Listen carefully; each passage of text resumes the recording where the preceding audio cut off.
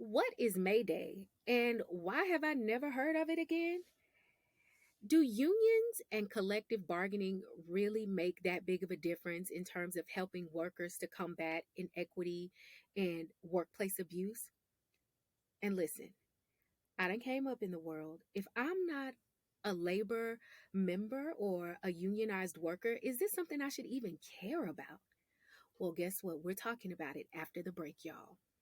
Hey, I'm Amber. And I'm Welcome Erica. to Brokish Friends. It's good to see you back again. So, today, y'all, we are talking about something that both Erica and I did not know very much about. We're talking about May Day, which is the International Workers' Day. And of course, in our lovely capitalistic society, we don't talk much about it. But around the world, it is a celebration and a reminder of the fortitude and the strength of laborers and workers, both historically and presently, who are working to ensure that laborers rather are treated fairly, they are respected and paid what they deserve to be paid. And unbelievably, but also believably, we're still talking about this centuries later. Shocker, shocker, shocker. So, not only do we have a special guest with us today, but we are going to chop it up and talk about the ways that this world of ours loves to try to keep working people down.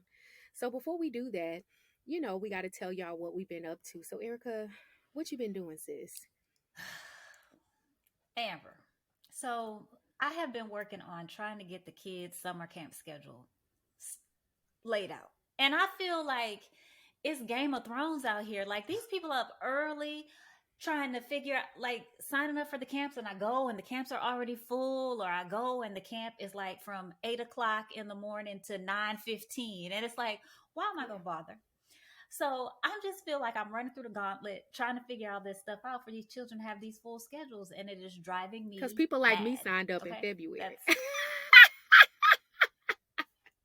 you know what you ain't you ain't nobody's friend because you could have called me and told me you was signing up, Amber. Maybe we could have gone to some of the That's same true. camps. That's That's true. okay. I mean, but listen, the struggle is real, and my kids bad. They can't be at home all day in the summertime. So when I get that little email that says summer camp registration is open, what I'm gonna do is make sure Bam Bam and Pebbles got a spot.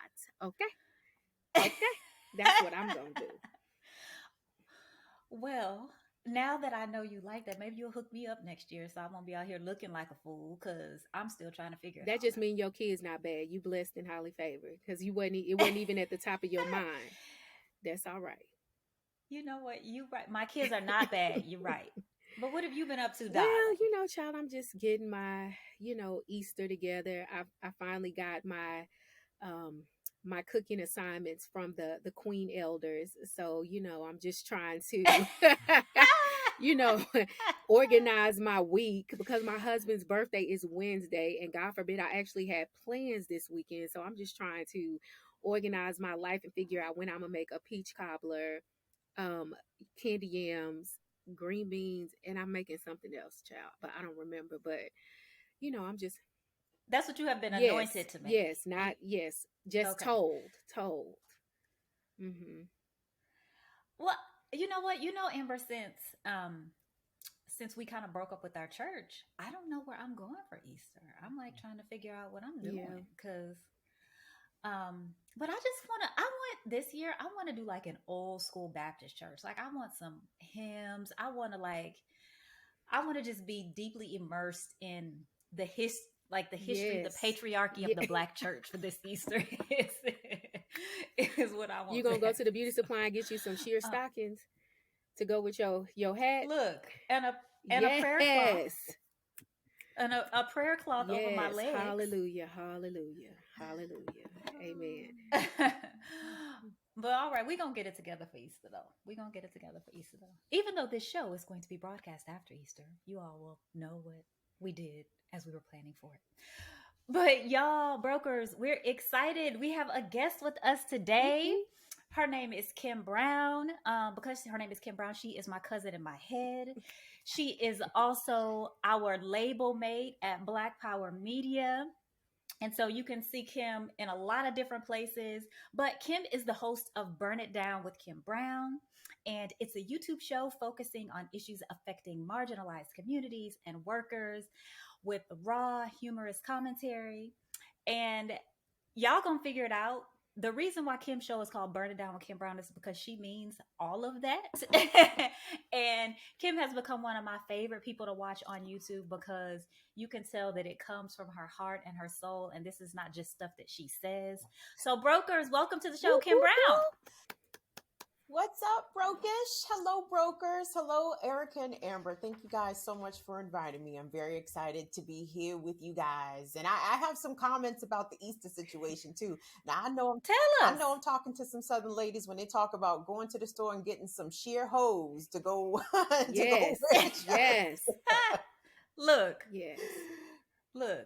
Over at the CVS, I think At they the still selling them. CVS, But anyway, no ma'am. You got to go to the no they name don't sell them beauty at the CVS no supply. more. Them thick uh leggings. No, we talking about them sheer holes that they gonna get a run in them as soon as you try to cut through the pew. That's what we Correct. talking about. That's right. Yes. That's right. And you know that your mama and your great auntie are looking at you sideways when you walk up in the church with them bare legs. You know you got them bare legs. You know you need some Mm, pantyhose on. mm. So much judgment sometimes from the Yes. elders, but I do support their use of shapewear. Shapewear. Amen. They go on to Amen. something Yes. with Amen. that. Amen.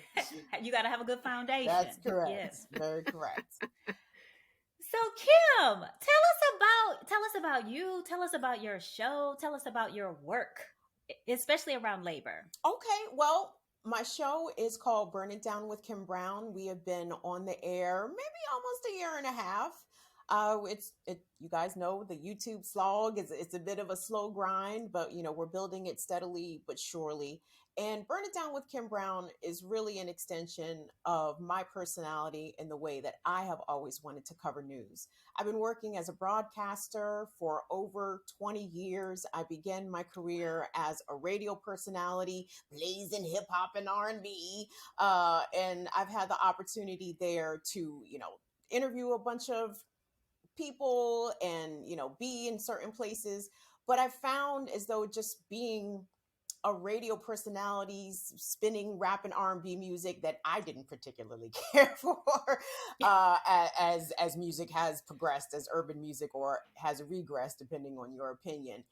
So I wanted to do more with my voice. I was always interested in issues around civic organizing, around social justice. And if you listen to urban radio these days, there's not really much of a space for that, right? I mean, they do the cuts for kids before back to school and make sure the girls have prom dresses, all which is all very nice, well and good. But it doesn't do anything to further educate or advance our people or our community. So I kind of felt it to be a very shallow, self-serving, very materialistic, superficial kind of thing. You're not talking about Tom Joyner right now, are you, Kim? You're not specifically. I could be talking about that. Listen, I'm talking about a lot of people. I'm talking about a lot sure of Kim people. appreciates you blowing up her spot. Is Tom Joyner is he your uncle or something, Erica? What's up? Girl, no. I just sidebar would just get annoyed that here we have the biggest platform on Black radio, and that's how he chose to use it. But anyway, that's not what you was talking about. No, but that is what I'm talking about, though, Erica. I mean, because again, if you look at some of the bigger urban read Black personalities, the Tom Joyners, the Dale Hugleys, the Ricky Smileys, the Breakfast Club. I don't know if y'all curse on this show, but yes, we do. Them niggas don't be talking about shit. Okay, they don't be talking about shit. They don't be talking about shit unless it's trendy. Like the whole woke rebranding thing has been kind of funny for me to watch, having been in this industry for many years. So anyway, after radio, I did TV news in a couple of different capacities. I worked as a morning traffic reporter in Baltimore for a while. I also worked at the Voice of Russia, which is now Sputnik Radio, where I had the opportunity to cover things like the Republican National Convention and CPAC, of which I had a interesting little dust up at CPAC before. So you was fighting at CPAC, girl. Long story short, I was in a session led by a Black conservative, and the name of the session was titled Are you tired of being called a racist when you know you aren't one? So that should give you an indication as to how that session went. And I was present, and I was not silent during that session. So, And of Oh course my they had God. a black person leading it. Of course. Of course. of course, somebody's got to make the Please right send me people the feel video welcome. after that. I Of can, that, I like can, I if you can have. totally that it lives. It was absolutely a thing. I'd be happy to send that to you. So after that, I went to work for the Real News Network, which is an independent alt news outlet that covers politics and international news, worker news from a left perspective. And I was laid off from the Real News at the end of, I guess that would have been 2020, and then Burn It Down with Kim Brown was born. So here we are. Awesome. I love that. And well, like this, like everybody's life, right? But I love how you took all the things that you've been doing and the passion in your heart that you had anyway, and turned it into Burn It Down with Kim Brown. So Mm, I'm happy that it lives. me too. So Kim, I don't know if you remember, but for the brokers who don't know, Kim spends a few days in the Oh mornings yes. on the Remix Morning Show on Black Power Media on YouTube, and that show airs from 7 to 9 Central, so 8 to 10 Eastern on Tuesday, Wednesday, and Thursday. Yes. So because we are Black, I don't think Kim has any assigned days. She just kind of shows up. I'm on. I'm People there. just show I'm up. on there Wednesdays and Thursdays. You can Okay. count on me to be there Wednesdays and Thursdays. Now, apologize Yes. to our Okay, people. I'm projecting. Apologize to our people. Yeah. I'm projecting. I just sometimes show up when I feel like it. Right. Well, that's the fun thing. That's the fun thing about the Remix Morning Show on Black Power Media. I mean, I never know who's going to be there on any Right. given morning. It's like, well, whoever shows up, We're gonna that's rock who shows with it. up. We're gonna That's rock the with crew it. for the day. So it was maybe, I don't know, a month or 6 weeks ago. And there were some guests on the show, and they were talking about the fact that they were preparing for a visit to Cuba for May Day. And I'm like, well, I didn't know what May Day was, right? So I'm just listening as they're being interviewed. And they talked about how May Day is International Workers' Day. And I was like, well, I know we have Labor Day, but I just had never heard of it before. So, of course, because I'm not a real journalist, I just did like a Google search, right? That's to what try real to figure journalists out. do, Erica. That is what all the real journalists do. So you are with us. You are with us.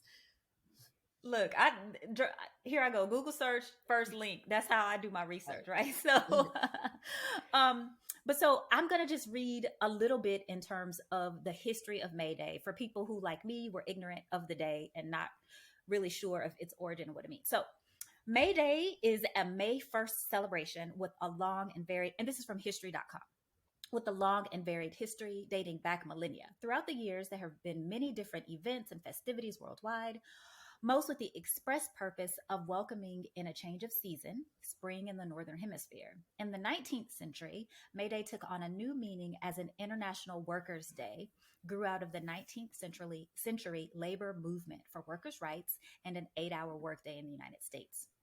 In an attempt to end these humane conditions, the Federation of Organized Trades and Labor Unions, which would later become the American Federation of Labor, held a convention in Chicago in 1884. The FOTOU proclaimed 8 hours shall constitute a legal day's labor from and after May 1st, 1886. The following year, the Knights of Labor, then America's largest labor organization, backed the proclamation as both groups encouraged workers to strike and demonstrate. On May 1st, 1886, more than 300,000 workers, 40,000 Chicago alone, from 13,000 businesses, walked out of their jobs across the country. And the following days, more workers joined, and the number of workers grew to almost 100,000. So, anyway, that is from my extensive research on May Day, the International Workers' Day. Which, Amber, did you know about May Day? Was it just me? I had heard of May Day, but when we talked about it, like doing this episode, it had been a while. And so I knew that I'd heard the term, but I couldn't exactly place what it celebrated or what the holiday was significant for.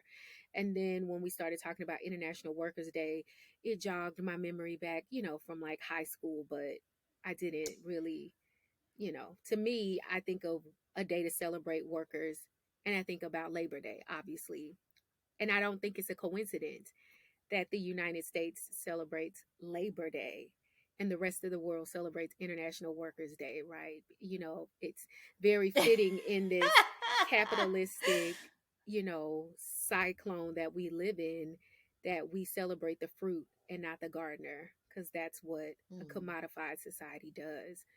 And so, Kim, I just kind of want to ask you, based on like the work that you've done and your familiarity with workers and unions, tell us a little bit about your perspective on May Day and International Workers' Day, and why you think it's so important for all of us, whether or not we are a part of a union or unionized, to care about this particular celebration and what it stands for.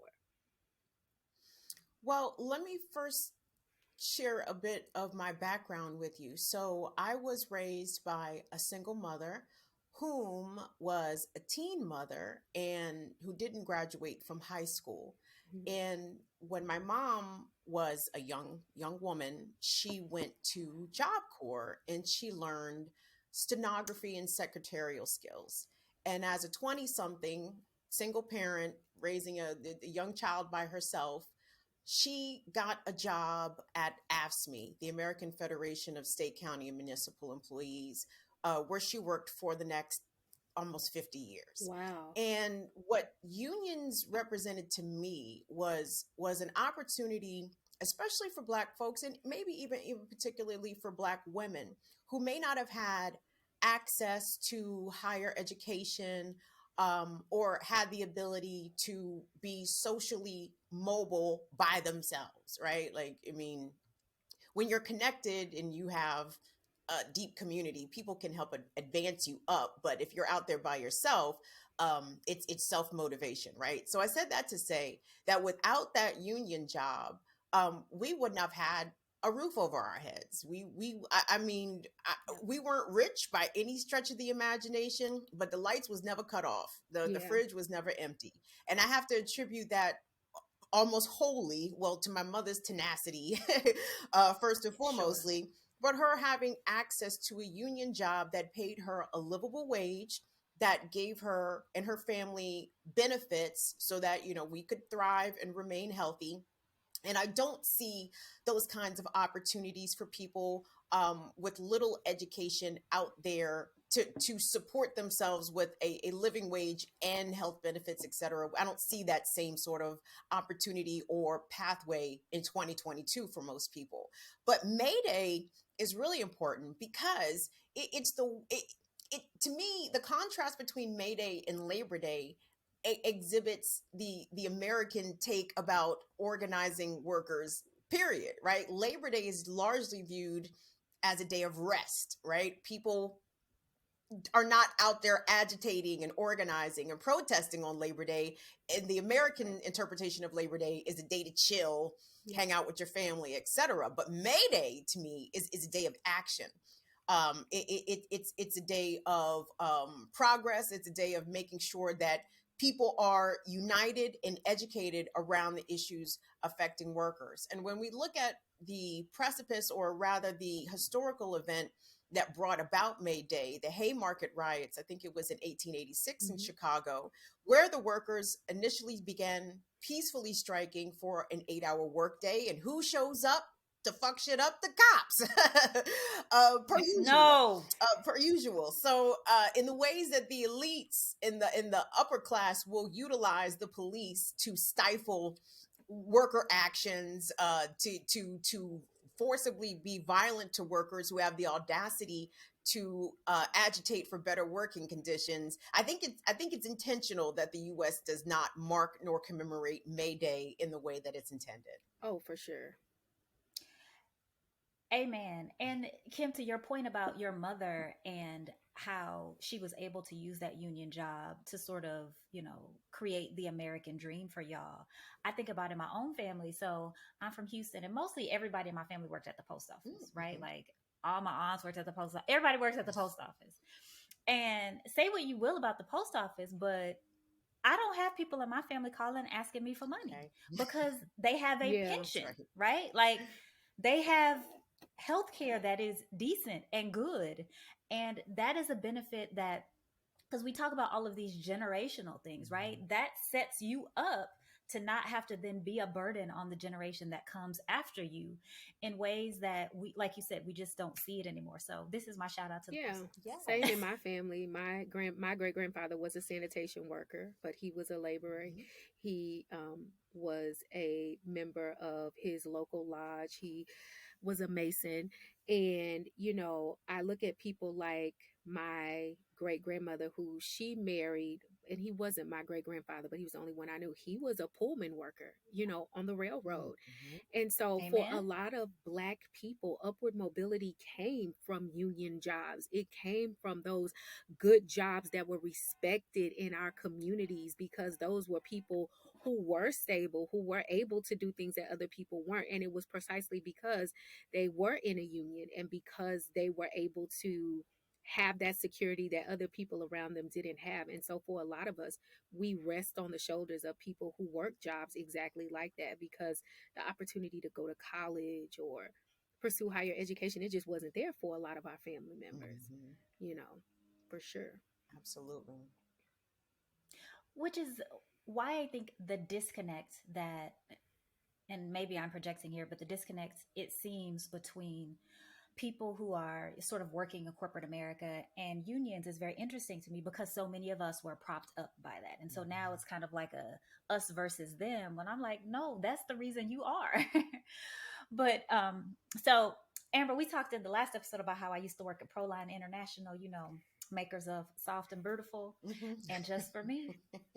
And at Proline, I worked at the manufacturing facility, right? It was like a building next to the manufacturing facility. So, everybody would come together in the lunchroom and all of that kind of stuff, right?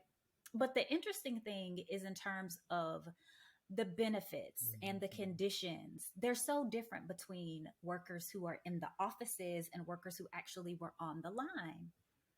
And it does create that divide in a lot of ways, in terms of us versus them.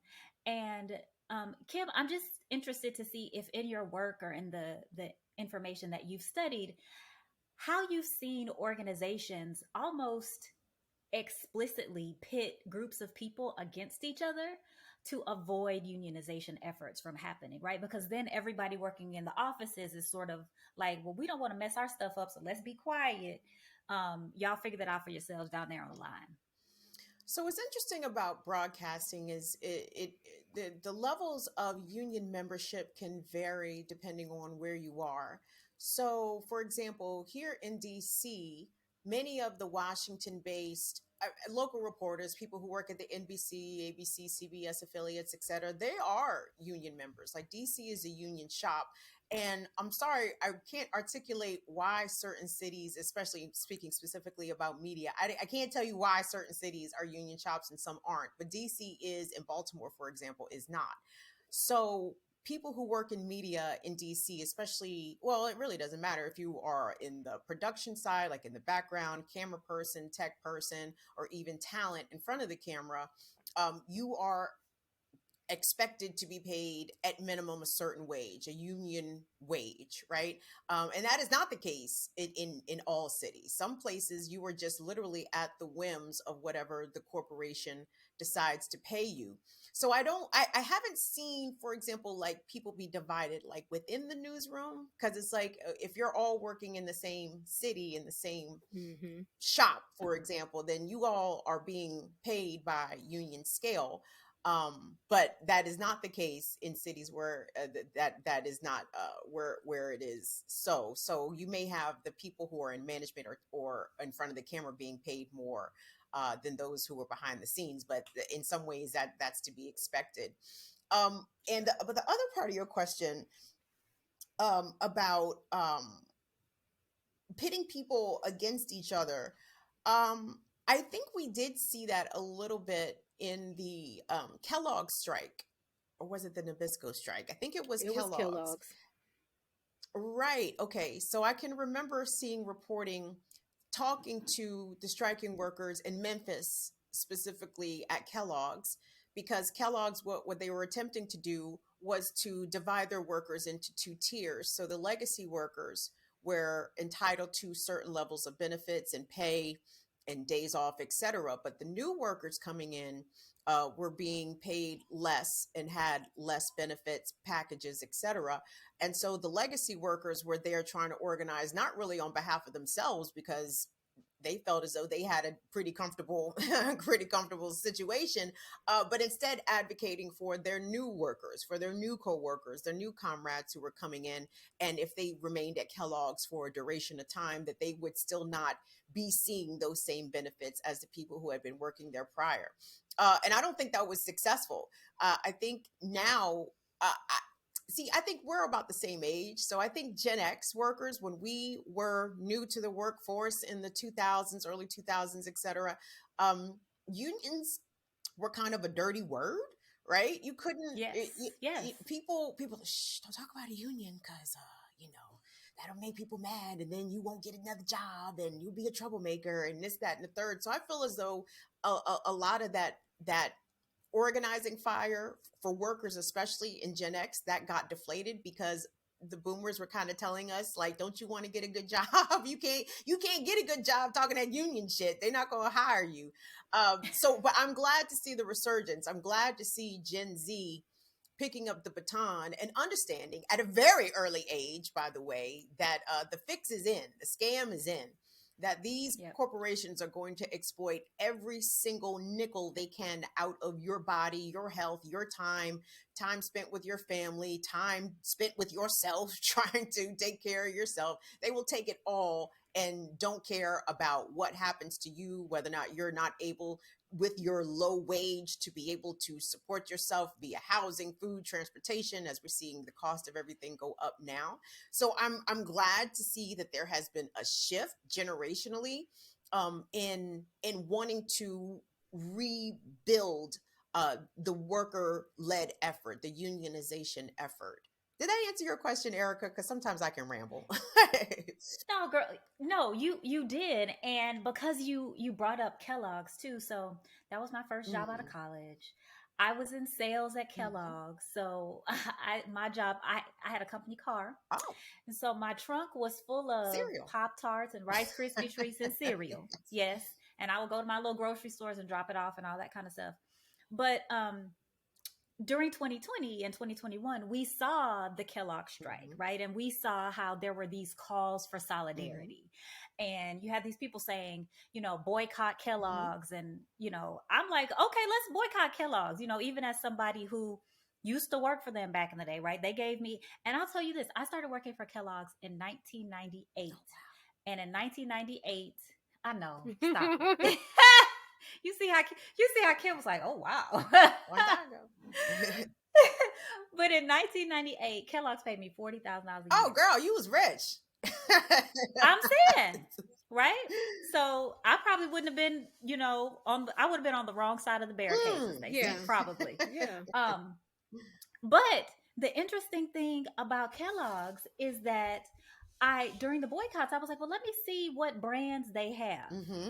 Because I'm like, okay, I want to be in solidarity. So, Kim, let me just tell you a couple of and of course, some of these I know, right? Because I used to work for the company. But you got Cheez-Its, you got Eggo, you got Kashi, you got Morningstar Farms, Nutri-Grain, Club Crackers, Pringles, Pop-Tarts, Townhouse. You got Rice Krispie Treats, of course, all the different cereal kinds. What about Pepperidge Farms? Is Pepperidge Farms under Kellogg's? Because I think that's what. That's where I had to question my solidarity. Let me look. I was wondering whether I was finna get off the train at Pringles. I was like, damn. See, I don't see them on here. But the point is, just as a regular old consumer, right?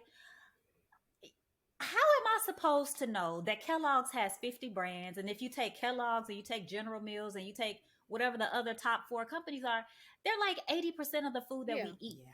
So just as somebody who is interested in unions and laborers and workers, how can we show solidarity in the face of America saying, well, I don't know what y'all go eat because all these people, these are the people you have to boycott. It's like, what do we do as consumers? It's really hard because I'm sure you guys have heard this saying before, but there's no ethical consumerism under capitalism, right? Like if you would have to walk into the store prepared with a manual of shit that is used or created by exploited labor, Yes, or yes, that's not environmentally sound. yes. It's hard. And the And they retailers want you ain't to shit put that either. frosted So you flakes walking back into their and pick up store. 2 boxes of waffles and be like, gotcha, bitch.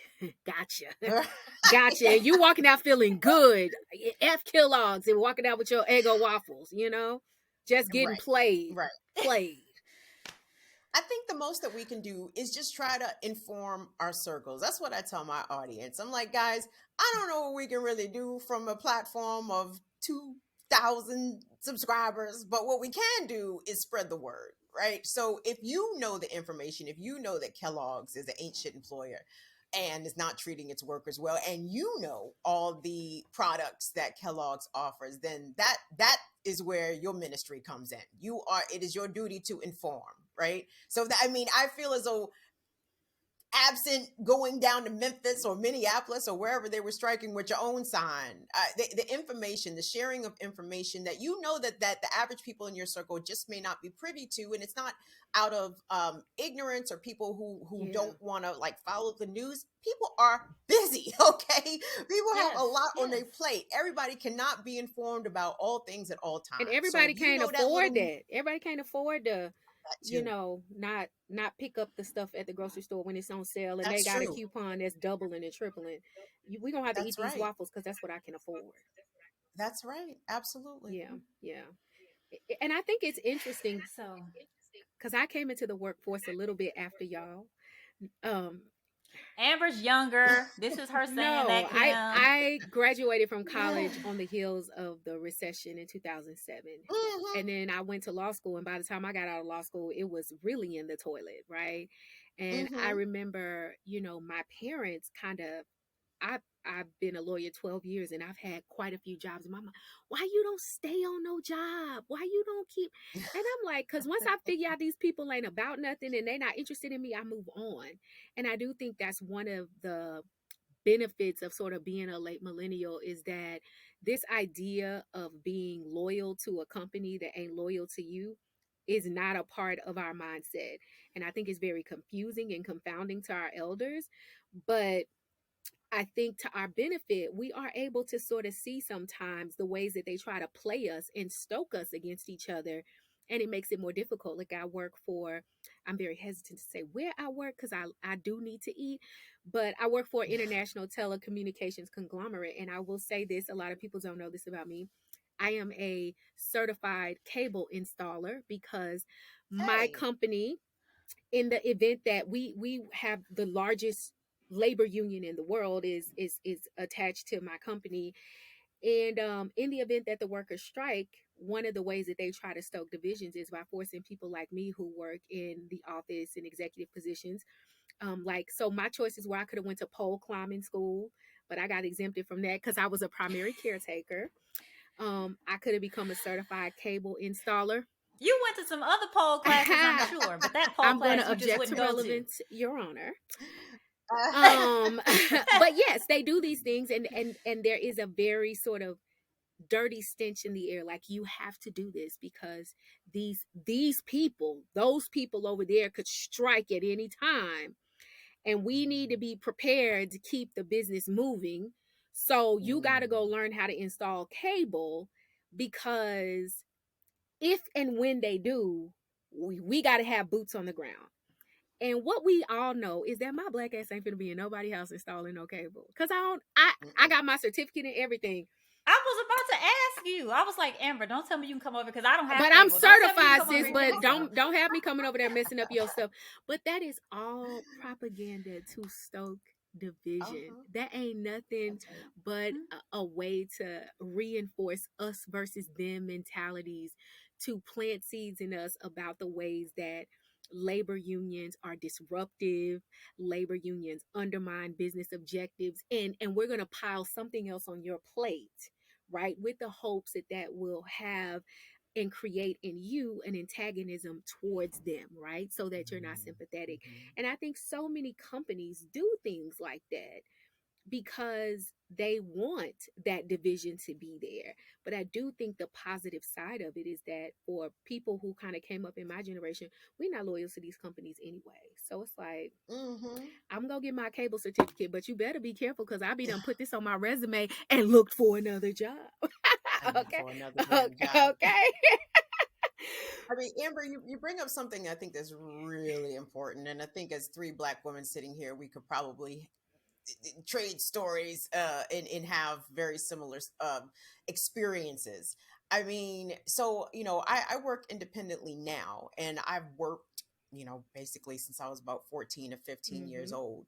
And, what I feel, the regular sort of disrespect of workers, etc., the expectation that you are on the clock at all times, that you are to be checking emails and messages and off work hours, like this is sort of like the norm now. But what is also the norm, that has been the norm, and I don't want to jump too far ahead in the conversation, but I just wanted to bring this up. I am specifically resentful about the Black woman discount that employers feel entitled to, Mm. right? Uh-oh. And the disparity in pay between men and women, and then when you break that down further, about how Black women and even Latina women are paid half, three quarter, 60 57 cents, cents. 50 cents. Yes. um I'm not gonna show up at 9 o'clock in the morning dressed to the nine so y'all can pay me 30% less than everybody else. Like, make it make sense. I'm supposed to be loyal to what? You're not loyal to me. You're not loyal to me. And I resent that about corporate America, because we have to work harder. Like, we have to assume more debt because we don't come from money, right? Our people don't generally have money to send us to school. So if you are to obtain a degree, or even advanced degrees, you're paying for that out of pocket. And chances are we as Black women are paying for that for a very long time. So the audacity that I would incur this much debt, work this hard to be as good or better than the whites and the men that I'm also working with. And y'all think, not y'all, but these corporations think that just by virtue of me being here, you get to pay me 30% less. Fuck all the way off is how I feel some kind of way about that. And I am not in a hurry to get back into the corporate workspace specifically for that reason. Yeah. Look, you're not lying. And that's the thing that drives me crazy about all the equal pay days, right? Because now it's like we almost celebrate it. Like, oh, white women get their money in April, and Black women get their money in August, and Latina women get their money in October. And it's like we celebrating like Black women's equal pay day. And it's like, y'all, we ought to be burning shit down Totally. because why are we having to work 8 months longer for our And why dollar? you not even trying to keep it a secret? I think that's the thing that's is offensive to me. Um, when I Mm. was an attorney at Farmers Insurance, there was a class action lawsuit brought on behalf of all the women who worked in the company as attorneys, because a woman was in the break room one day and heard a first year attorney just casually talking about the fact that he made like thousands more dollars than her. And she had been practicing law for like going on 20 years, I believe. And we've all been a part of like the class actions before and got our 10 cents in the mail. Y'all know my minivan that Erika loves to hate on so much. I bought that car with that check. That's how much money I got. And I think about it, I'm like, if I got a check for like $26,000, I wonder how much I was really underpaid over all the time that I Okay. worked there, because this is just a pennies on the dollar recovery. And so, and this is using the formula, how many years you worked there, how much you were making. So this is what you're entitled to. And I think about that often. Like, I would have never known. I would have never Mhm. known, and I sometimes sit and I have a lot of resentment when I hear people Mhm. talking about Black people and looting and plundering and stealing. And it's like, we never include wage theft in that. Wage theft is the most prolific, profitable type of theft here in these United States. The theft of wages from people's pockets. And we are so quick to ruin people's lives over televisions, over draws from Walmart. I was a prosecutor, y'all. Walmart act like you steal their vital organs. They don't want, they be on our necks. Don't plead these people out unless they pay us back. We want restitution. We want attorney's fees. I mean, acting like, and I'm like, for a TV. Like, if I added all of this in, it wouldn't even be a misdemeanor no more. Like, this issue would be a felony. Mhm. Like, and it's just crazy to me how people play in your face like that, to the point like where we sit up and we act like it's offensive for people to be out in the streets protesting, inhibiting businesses from doing their business. But when businesses are doing their businesses, nobody talks about the fact that by and large, so many of those very businesses y'all are going hard for are stealing from the people that work there. And that's civil. Mhm. Nobody will ever go to jail for that. They will pay a they will pay a Never. fine to the government, That's it. and that money will not be used for the most part to go to the laborers. So yes, some of it will go to workers in the form of restitution, but most of it goes to cover the United States administrative fees in prosecuting and bringing the litigation. And so it's just crazy to me that we celebrate that, and we play in people's face like we don't know they getting taken advantage of every single day here in this country, every single day. And one of the things I'd like to do on my show is to point out the ways in which media is complicit for running public relations campaigns Yeah. for corporate America and for police. And there is a number of stories throughout this pandemic. I like to shout out NBC News because I hate watch NBC News specifically.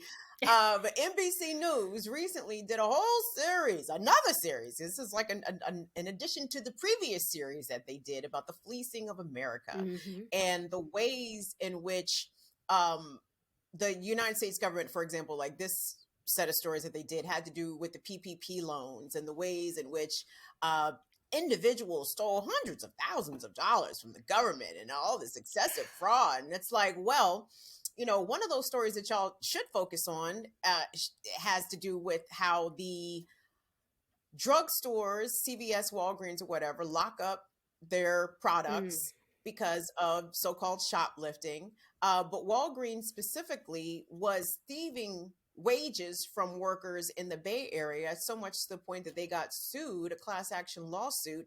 But I've never seen that story on NBC News. I've never seen about how these large corporations, Target, Walmart, Walgreens, Kellogg's, Amazon, like these corporations, it's almost impossible for them to get negative press surrounding worker issues. But let somebody steal a couple packages of Pampers and some Similac. Oh my goodness, it's a crime ring. It's out of control. Yeah, and the face of PPP theft is Latoya, who got a phony PPP loan for her beauty shop, and Jamal, who got a $20,000 or $30,000 PPP loan when he really didn't have child. That ain't moving the needle one bit. And so they like to make us the face of the fraud that happened with the PPP loans and plaster our pictures all over the news like the $20,000 or the $5,000 or the $4,000 here could ever compare to the hundreds of millions of dollars these corporations are stealing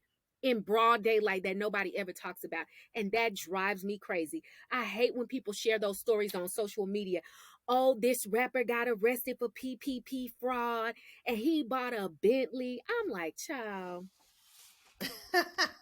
Tom Brady. Look at Tom Brady.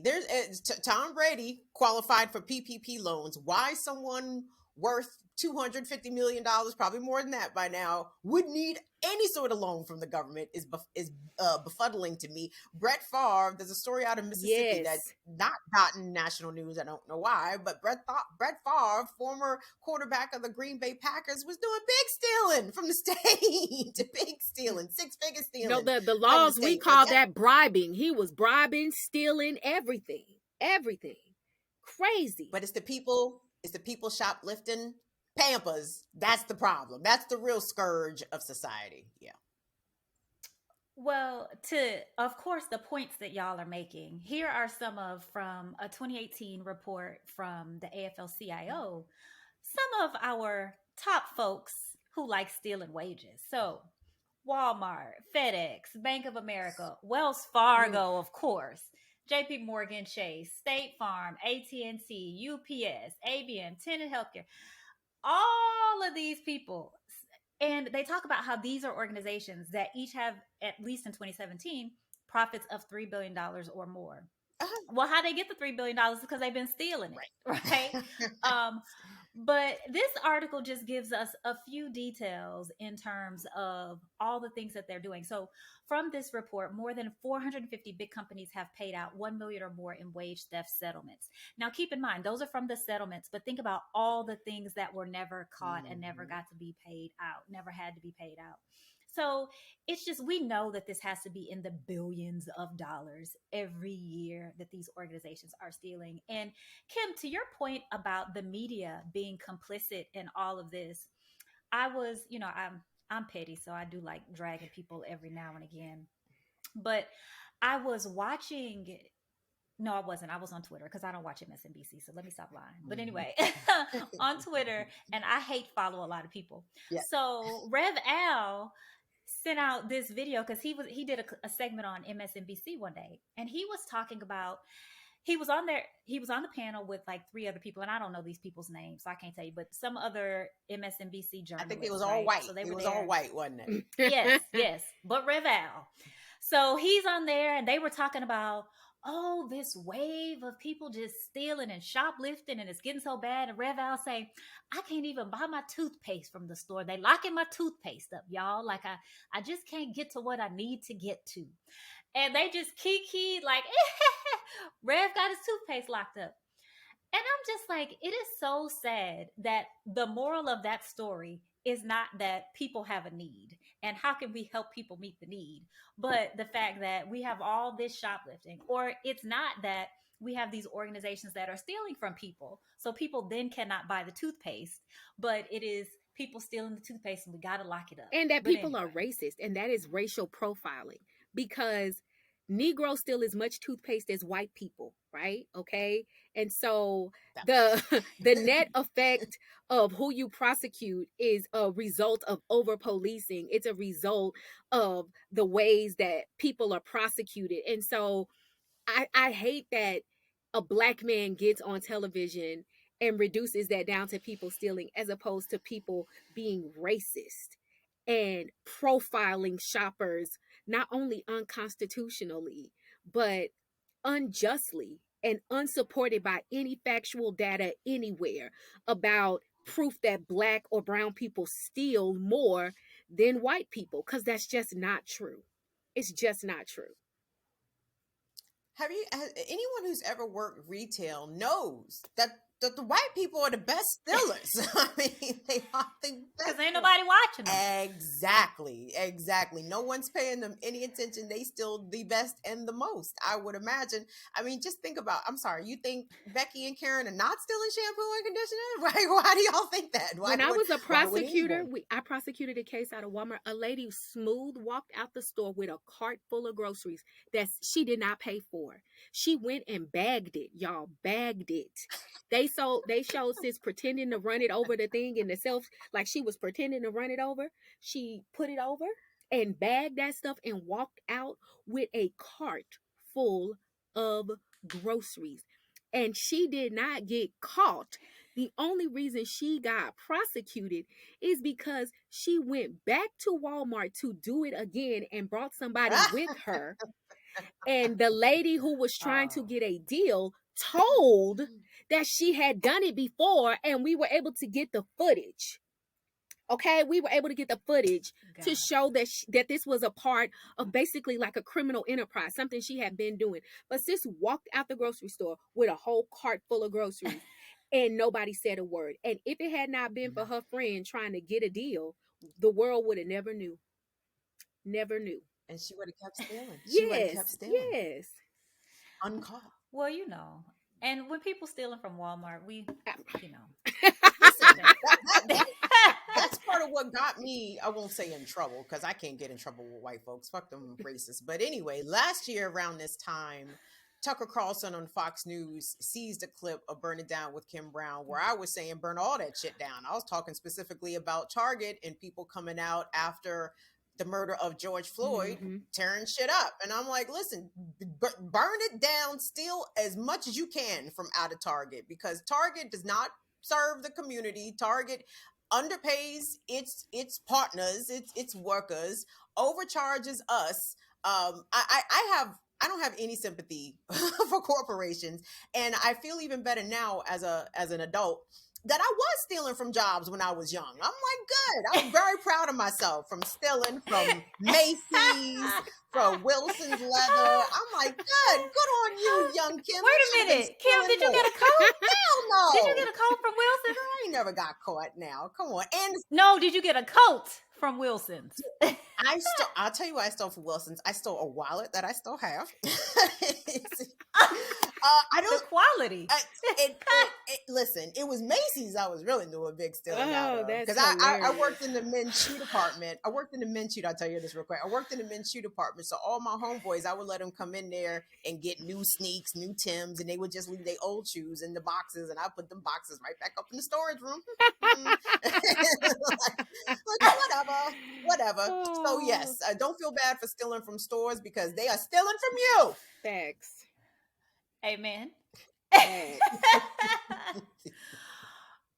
Wow. And after that, I'm like, I'm not sure where to go. Well, just to be clear, hold on. Attorney Amber, counselor, just to be clear, the statute of limitations just probably ran out on this stealing. You fine. It's ran. You fine. You know, no, you good, sis. You I'm up good. here doing big confessing. Yes, okay. No, I you worked at the fine. grocery store. I will say You I fine. never missed a meal on my 15s and Hey. 30s, you know.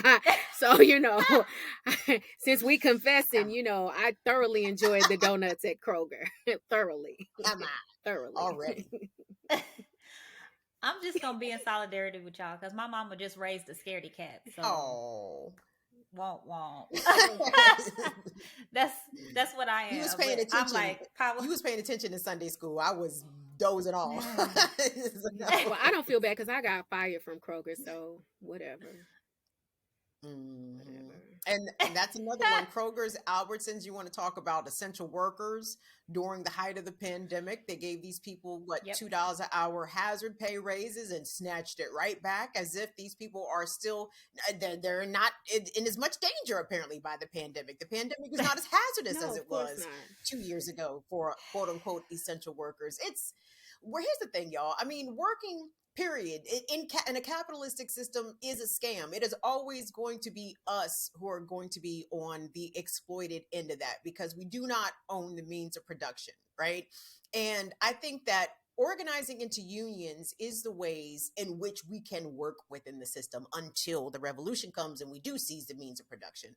But I think workers, without question, hold the power here, but we have been conditioned and beat down so much, and our living conditions have been exasperated so that we are desperately clinging to these jobs because, we don't want to be houseless, because we live in a country that does not have a social safety net that will let you sleep on the streets if you are not able to provide for yourself. So that instills a lot of fear, I think, in the American worker specifically. But I'm hoping that with the resurgence and the excitement and the exuberance around labor unions right now, again, I point back to Gen Z and especially the young Starbucks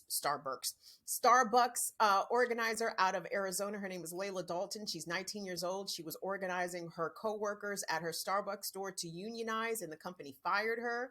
And I think that is going to radicalize many Gen Zers into demanding changes in these systems. We are not here to exclusively be beholden to the bottom lines of these corporations. We are humans. We, workers' rights are civil rights. Civil rights are human rights.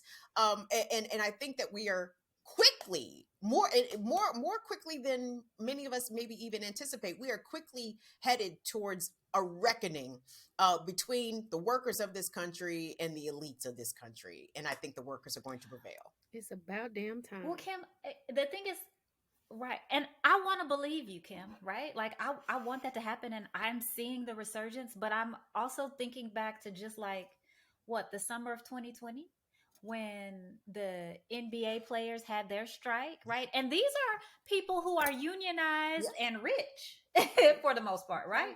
So they got a whole lot of power. They're unionized and they're rich. And then look how quickly y'all's favorite president, Obama, came in and said, y'all don't want to do that. Stop that, y'all. And they stopped it. So, Kim, how am I to believe that the workers are going to win when the rich, powerful ones in unions can't win? Because we have to, first of all, I think us as a people, specifically Black folks, we have to recognize that the Black bourgeoisie are they're not our friends. They are our enemies. I can't, and I hate to even say that, because obviously I want black people to do well and live well, but when they start talking like white folks, then I can't support that shit. Like, okay, oh, you talking like about white folks now. Like, oh, it's you, so you are in effect white folks. Got you. So I mean, so what you say has very little credibility. You are speaking on behalf of the power structure. And I think that's a tough thing for us to sort of reconcile as we're seeing the exuberance around the confirmation of Ketanji Brown Jackson. And when I saw her speech, I think from the Rose Garden, and she said, you know, it's been hundreds of years and the black woman has never been there. And this was telling, but we made it. Who is we? I only see one. Is this the we?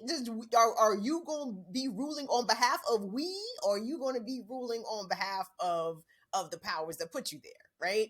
So we have to start being very harsh and critical towards the black bourgeoisie, and to understand that the bougie interests are not the black working class interests.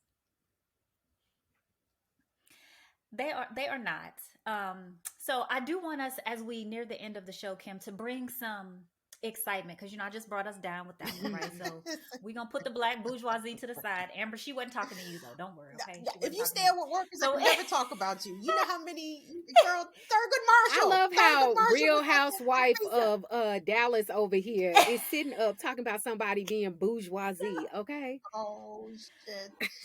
so we gonna put that to the side. So Kim, tell the people about what's been happening at Amazon and why Oh, we can all get really excited about the Amazon Union. Yes. it's so exciting, guys. So for the first time in US history, a Amazon warehouse voted to unionize to form the Amazon Labor Union, the first of its kind ever in this country in the history of Amazon, right? And we know that Amazon is a juggernaut of a corporation. Jeff Bezos, its CEO, is making hundreds of millions of dollars every single day. He's the richest man, I don't know, on earth, but he's up there.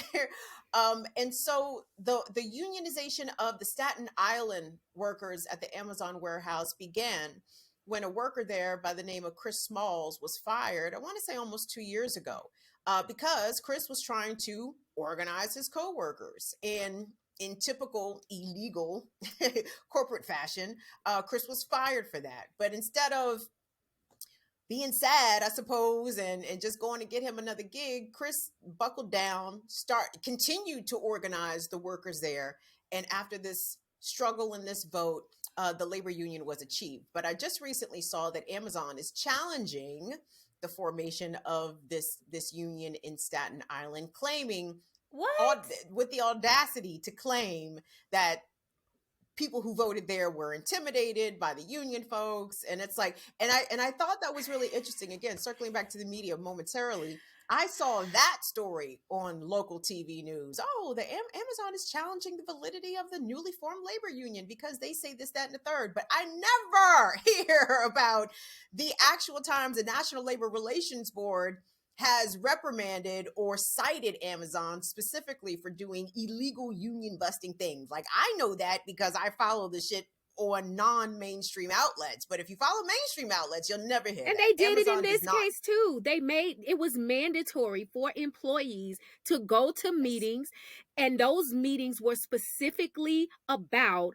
why the union would be detrimental to their employment, detrimental to their benefits. They were fed a bunch of propaganda about, oh, y'all already get free education, y'all already get sick leave. So it's not that they have been doing it. It is very much a present tense thing.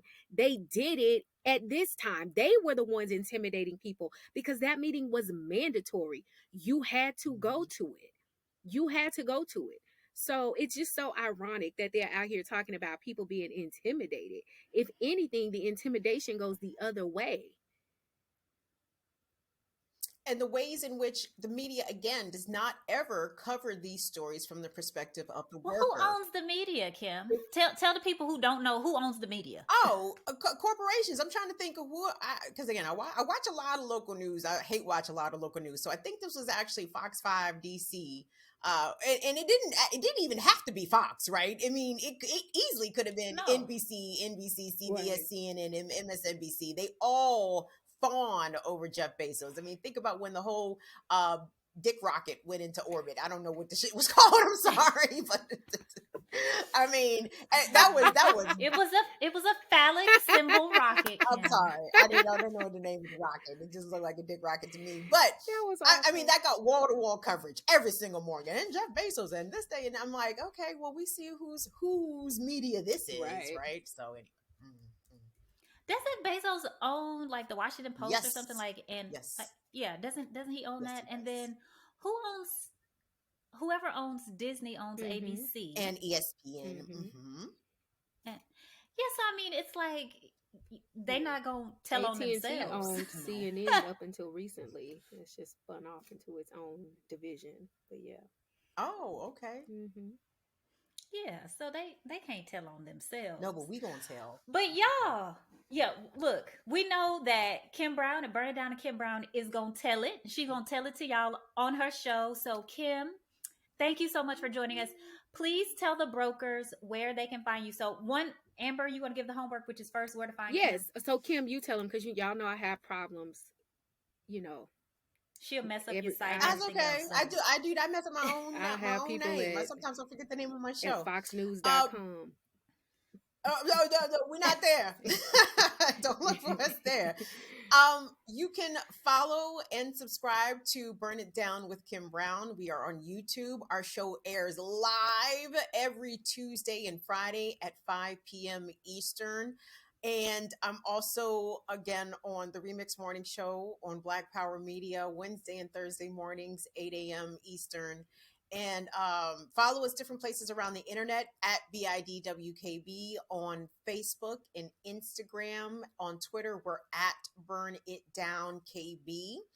And I think that's it. That's a lot of places. We'll make That's sure to enough put it places all for in the me, girl. receipts, but that's your first Oh, homework. thank Y'all you. need to be following Kim Brown because you need to keep Please. you a little thing of gasoline in your pocket so you can be ready to burn this stuff down when the time comes. Hey, And the second hey. part of the homework is lately I've been on a documentary kick, and there's a fabulous Mhm. 25-minute gosh. documentary on YouTube. It's free. The Global Africans Black Labor Movement in America.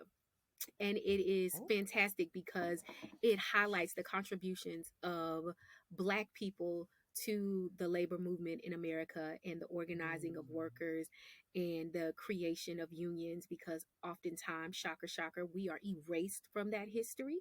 So, Mhm. um, watch that documentary. It's very informative. And then we're going to talk about it in the comments on the Brokish social media. So, it's 25 minutes. It ain't going to kill y'all. At least I'm not like Erika trying to give y'all some ancient book to read. So watch the documentary and follow Kim Brown. Okay. Brokers, y'all, if you haven't been made aware, it's not likely that you're going to be millionaires, much less billionaires. The messages in the media about hustling harder and overcoming the odds aren't there for our benefit, but to reinforce the desire of corporations to ensure that we die laboring. It can be easy to repeat the mantra of we can sleep when we're dead, but what we should be doing our lives right now is we should be living while we're here. We should spend our time joining forces with other workers so that we can all have conditions that are safe and healthy and provide the benefits that we need to thrive in this country. Instead of wondering why people won't get a second job to make ends meet, let's fight against the corporations that don't pay a living wage for the jobs they have. We should be thinking about how we make sure that people have all the power. Thanks for tuning in, and we look forward to catching up with you on the next episode of Brokish.